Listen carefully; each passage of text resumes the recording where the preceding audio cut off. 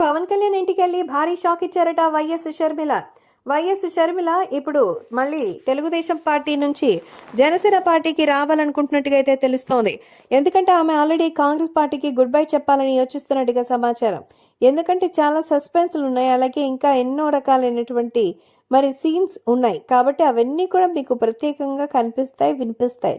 అంతే తప్ప వేరే ఇంకేం లేదా అనంటే నిజంగానే దీనిపైన అందరూ ఆలోచన చేశారు. అది ఏమిటి అంటే, రాజకీయాల్లో జగన్మోహన్ రెడ్డి మన షర్మిల గారిని ఇబ్బంది పెట్టిన తర్వాత షర్మిల గారు కాంగ్రెస్ పార్టీ నుంచి మరొక పార్టీకి అయితే ఇంతవరకు వెళ్లేదు. సో వైఎస్ఆర్సీపీ నుంచి రిజైన్ చేశారు, కొత్తగా ఒక పార్టీ పెట్టారు. ఆ తర్వాత కాంగ్రెస్ పార్టీలోకి విలీనం చేశారు.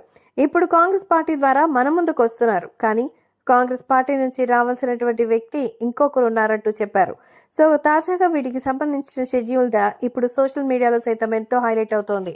ఈ నేపథ్యంలో మన షర్మిల అయితే జనసేన పార్టీలోకి చేరబోతోందని సమాచారం.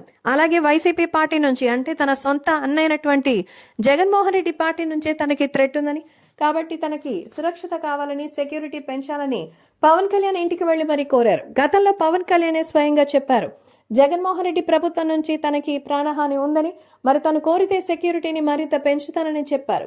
ఆ విషయం గురించి మాట్లాడడానికి ప్లస్ రాజకీయాల్లో కాంగ్రెస్ పార్టీలో ఉంటే వచ్చేదేమీ లేదు. కాబట్టే వైసీపీకి సంబంధించి ఎలాగైతే గుడ్ బై చెప్పానో ఇప్పుడు కాంగ్రెస్ పార్టీ నుంచి జనసేన లేదా తెలుగుదేశం పార్టీలో రావాలనుకుంటోందట. ఆ విషయం గురించి మాట్లాడడానికే పవన్ కళ్యాణ్ దగ్గరికి వచ్చినట్టుగా తెలుస్తోంది.